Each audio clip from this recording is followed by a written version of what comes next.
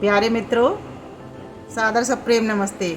आज हम आपको बताएंगे ग्वार की फली किस तरीके से इसकी सब्जी में प्रयोग करें, जो बहुत ही स्वादिष्ट भी बनती है और बहुत ही अच्छी, मतलब रुचिकर भी, क्या कहा जाए उसको, बहुत ही स्वादिष्ट लगती है और सबको पसंद भी आती है।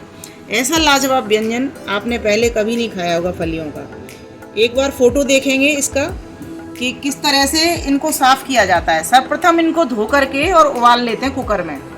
कुकर में उबालने के पश्चात एक एक फली को पकड़ते जाते हैं और जिस तरीके से, जैसे ये पकड़ी, इस तरह पकड़ते हैं। पकड़ने के बाद इसमें एक साइड से इस तरह से इसका शोधन करते हैं, इसकी सफाई करते हैं। तो इसमें से ये लंबा लंबा तांतु, इसको तांतु बोलते हैं, आप कुछ और भी बोलते होंगे, जो आपको नाम पता हो मुझे लिख करके बताएंगे। और इस तरह से इसको खींचते जाते हैं साइड इसकी। ये मुंह में आते हैं, ये अच्छे नहीं लगते, इसीलिए इनको साइड से सफाई करके इनको शोधन कर लेते हैं। देखो किस तरह ये साफ़ होकर के कैसी लगती हैं। इस तरह से आप देखते रहेंगे किस तरह से मैं ये फलियों में से ये निकाल रही हूँ साइड का। और बहुत एक अच्छा, और इसमें ईश्वर का जप भी बड़ा अच्छा होता रहता है। और छोटे छोटे जो बच्चे अगर आपके घर में हों, जिनको काउंटिंग सिखानी हो, उनको इन फलियों को से काउंटिंग भी सिखा सकते हैं। इसमें इन फलियों के द्वारा उनको मैथमेटिक्स भी उनका अच्छा किया जा सकता है कि एक फली है और इसके 2 सिरे हैं और इसमें से 2-2 सिरों में से दोनों तरफ की साइडें निकालनी हैं। तो बच्चों को ये सिखाना होगा, एक फली के 2 तांतु खींचने हैं, तो कितने कितने तांतु हो गए, 10 फलियों में कितने हो गए। इस तरह से उनको गुणा भी सिखा सकते हैं और जोड़ भी सिखा सकते हैं।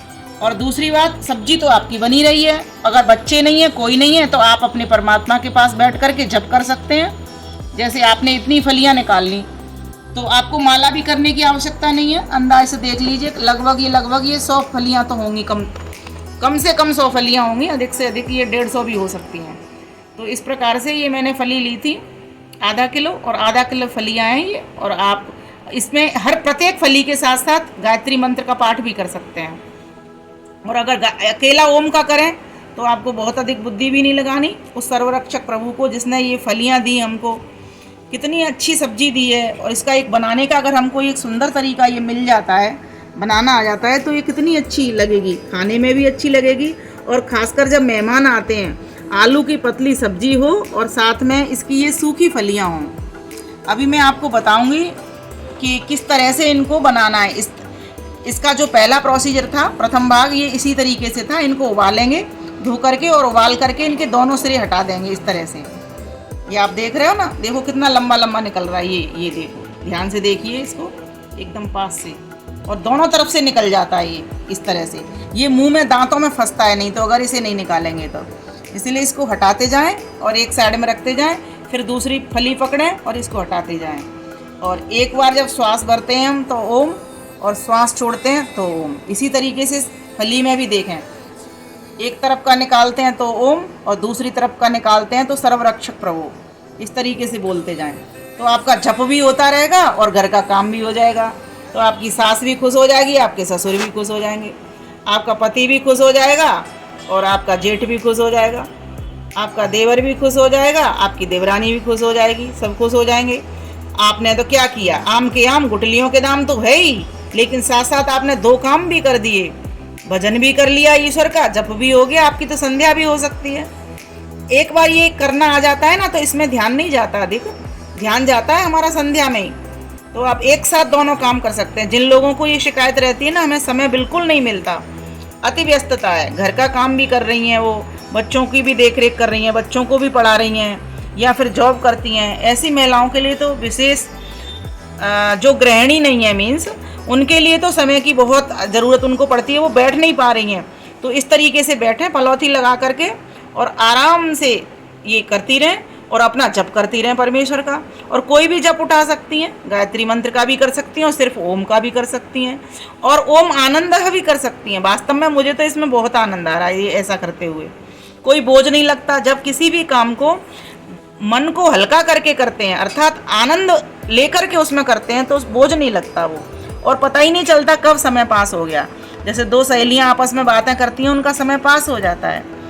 इसी प्रकार से ये काम काम करते हुए फलियों को भी ये तांतु निकालते हुए, फलियों को भी चोंटते हुए, और हमें भी समय का पता नहीं चलता। समय भी पास हो रहा है और समय पास भी हो रहा है, मीन्स अच्छा भी हो रहा है, गुड भी बन रहा है, बेटर बेस्ट क्या कहा जाए समय को, अर्थात तीनों तरीके से ये आप अच्छा कर सकते हैं इसको। ये आपके ऊपर डिपेंड करता है, निर्भर करता है कि किस तरीके से आप अपने समय का सदुपयोग कर पाते हैं। इसलिए प्यारे भाइयों बहनों, अब जो भी काम आप रसोई के करेंगे या जहाँ का भी जो काम करते हैं, मैं तो सबसे कहती हूँ तो वहीं पर आप भगवान का नाम स्मरण जरूर करेंगे, क्योंकि साथ ही साथ क्या होता है, ईश्वर के नाम जपने से आप और भी तीव्र गति से अपने काम को कर पाते हो, क्योंकि ईश्वर से सहायता और सहयोग मिलना प्रारंभ हो जाता है। ये आपको पता होना चाहिए। इसलिए मैंने ये बात रखी और मेरी इच्छा हुई कि मैं आपको एक वीडियो ऐसा बना करके दूं जिसमें मेरे काम भी होता चल रहा है, सब्जी भी बन रही है और मेरा ईश्वर का भजन भी हो रहा है। अभी तो मैं आपसे वार्ता कर रही हूँ और मेरे को कोई अतिरिक्त इसमें समय भी नहीं लगाना पड़ रहा आपसे वार्ता करने में या इस सब्जी को बताने के लिए भी। आराम से ये तांतु निकालती जा रही हूँ और आपको बता रही हूँ। तो इस प्रकार से जब आपकी सारी फलियाँ हो जाएंगी तो फिर क्या करेंगे, इन सभी फलियों को एक साइड में निकाल करके इनका पानी थोड़ा सा हल्के से हाथ से प्रेस करेंगे इस तरह, तो इसमें से थोड़ा सा पानी निकलेगा। उस पानी को यूज नहीं करना, बस ये जो फलियाँ हैं इनको एक साइड में रखते जाना, फिर दोबारा से दूसरे चक्कर में फिर फलियाँ ले लेना, फिर इनका पानी निकाल देना। थोड़ी थाली को टेढ़ी कर लेंगे तो पानी पानी अलग रह जाएगा। फिर जब ये हो जाएंगी तो इनको एक दूसरी थाली में इनको खोल लेंगे। खोलने के बाद में फिर एक कढ़ाई रखेंगे, वो मैं आगे अभी बताने वाली हूँ आपको। आप धैर्य रखें, तब तक इतना काम करके आप देखें।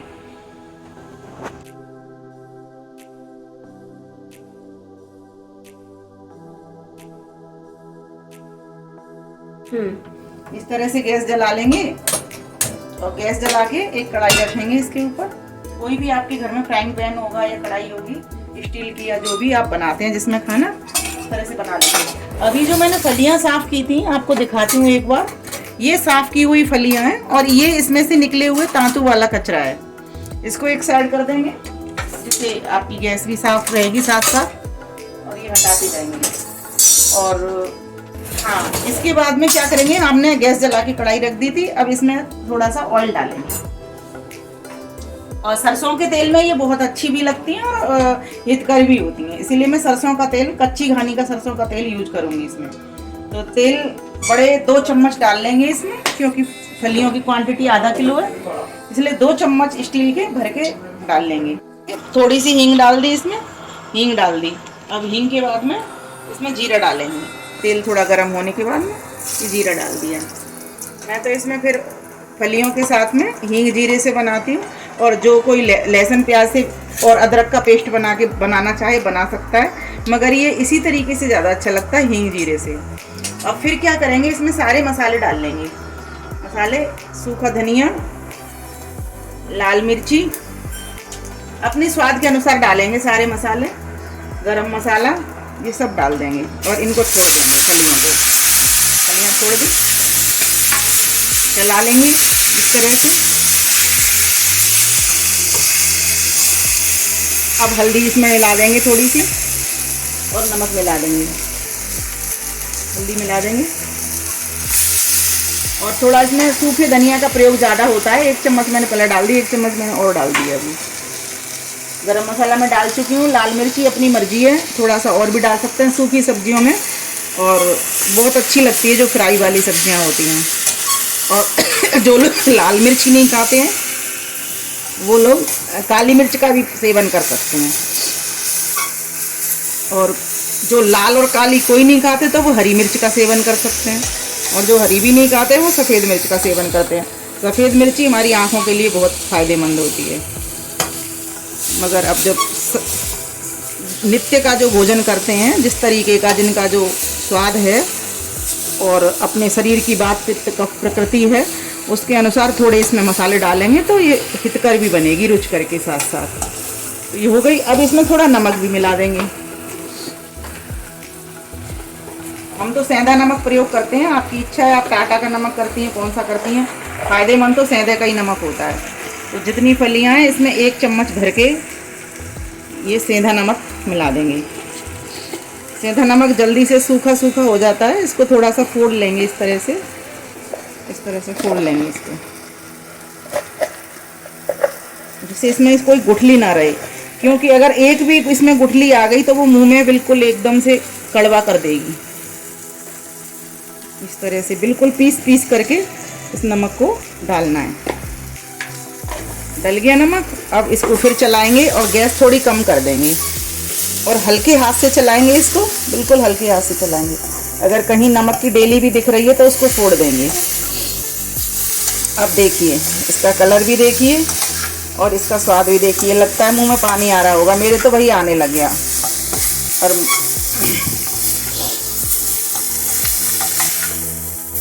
ये देखिए कितनी जल्दी बनी है ये।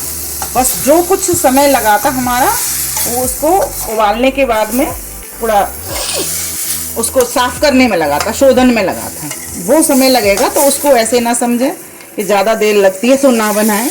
उसमें सबसे बढ़िया तरीका है ओम का जाप करते जाएं और उसको बना लें। पता भी नहीं चलता, समय भी पास हो गया मेरा। देखो मेरा भी भजन भी हो गया, मेरा आपसे वार्ता भी कर ली मैंने,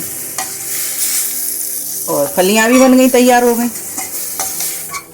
हाँ, आप देख सकते हैं कितनी अच्छी फलियां बनी हैं। इसको टेस्ट भी किया जा सकता है। अब कोई गेस्ट आए इसको सर्व करें थाली में,